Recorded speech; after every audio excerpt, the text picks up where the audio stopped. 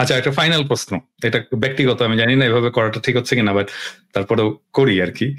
ধরেন আপনার শ্বশুর একজন অত্যন্ত সম্মানিত এবং গুরুত্বপূর্ণ বাংলাদেশের রাজনৈতিক ব্যক্তিত্ব, এবং এটা হতেই পারে যে ওনার কোনো মতামতের সাথে বা ওনার দলের কোনো মতের সাথে আপনার মত মিলল না, আপনি এই সিচুয়েশনটাকে কিভাবে ট্যাকেল করেন?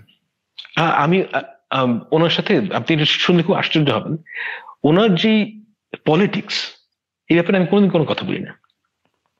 ওনার দলের, আমি এখন পর্যন্ত বিএনপির যে রাজনীতি, অর্থাৎ ইন্টারনাল রাজনীতি, এটা নিয়ে আমি কোনো কমেন্ট করি না। না, কমেন্ট করলেন না, কিন্তু বিএনপি তো একটা স্টেটমেন্ট দিল বা আপনার শ্বশুর একটা কথা বললেন যেটাকে আপনি এগ্রি করছেন না, বা আপনার মতামতের কমপ্লিটলি এটার অপোজিট, আপনি এটাকে কিভাবে তাহলে প্রেজেন্ট, আপনি এটা নিয়ে কিছু লেখেন না, ইগনোর করেন? আমি ফ্র্যাঙ্কলি বলি তাকে না, উনাকে বললেন, কিন্তু আপনি পাবলিকলি কি বলেন?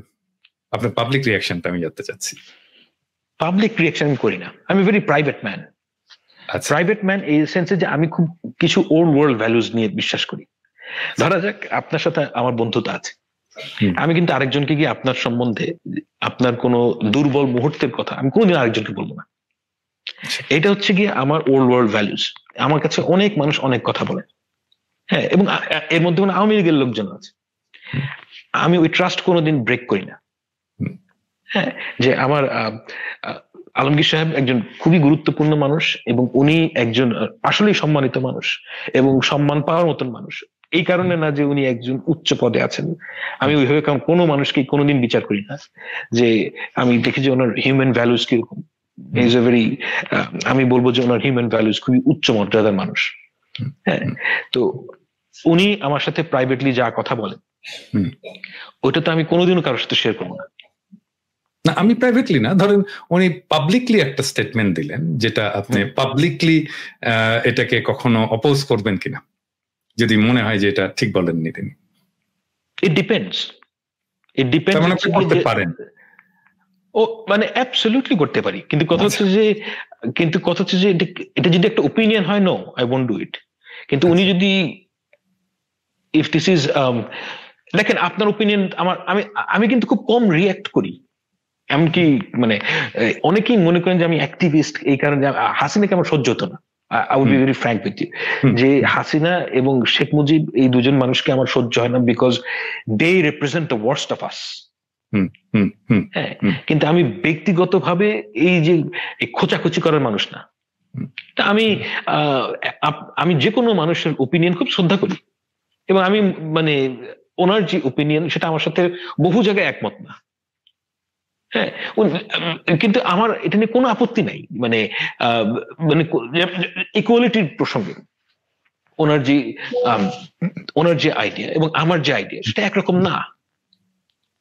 হ্যাঁ, দ্যাটস ফাইন। আচ্ছা, ফাইনালি আমি আরেকটা, আমার নিজের একটা প্রবলেম আর কি, মানে এইটা প্রবলেমটা হয়তো আপনি পড়েন না।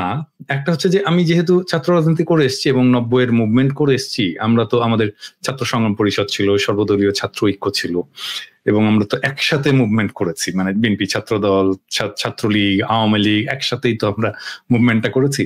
তো সেই সময়ের রাজনৈতিক কিছু বন্ধু আছে, ধরেন আওয়ামী লীগের মধ্যেও আমার ছিল, এখন হয়তো যোগাযোগ নাই। তারপরে আওয়ামী লীগের আমরা অপোজিশন হিসেবে ইমার্জ করলাম। আমরা যে জেনারেশনের লোক, সেই জেনারেশনের একটা ভ্যালুস ছিল যে অনারেবল অপোনেন্ট, মানে কনসেপ্ট। আওয়ামী লীগের মধ্যে অনার করার মতো এরকম কাউকে পান যাকে আপনি অপোনেন্ট হিসেবে পেলে স্বস্তি পেতেন?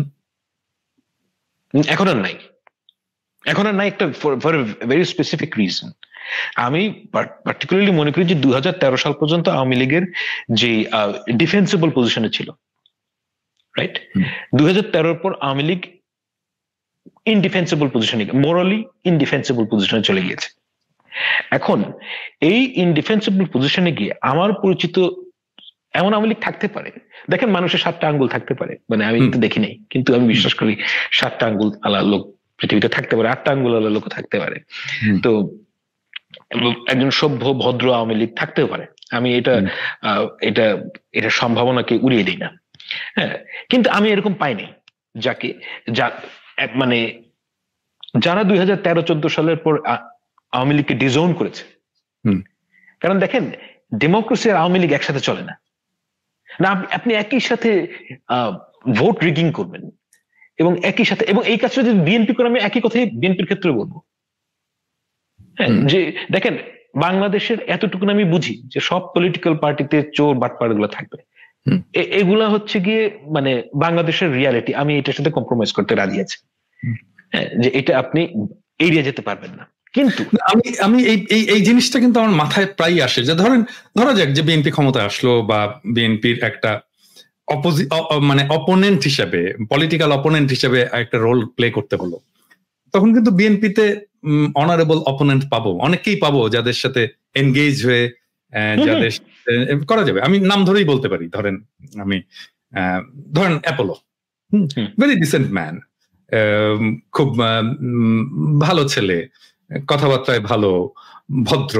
হ্যাঁ, এইরকম লোক আমরা কেন আওয়ামী লীগে পাই না? এটাই হচ্ছে আমার প্রশ্ন। মানে কি, Awami League has transformed into a tribe. হ্যাঁ, it happened long ago। মানে এটা আমরা ঠিক বুঝি, এটা দিনক্ষণ করে বের করতে পারবো না, কিন্তু আওয়ামী লীগ একটা ট্রাইব হয়ে গিয়েছিল।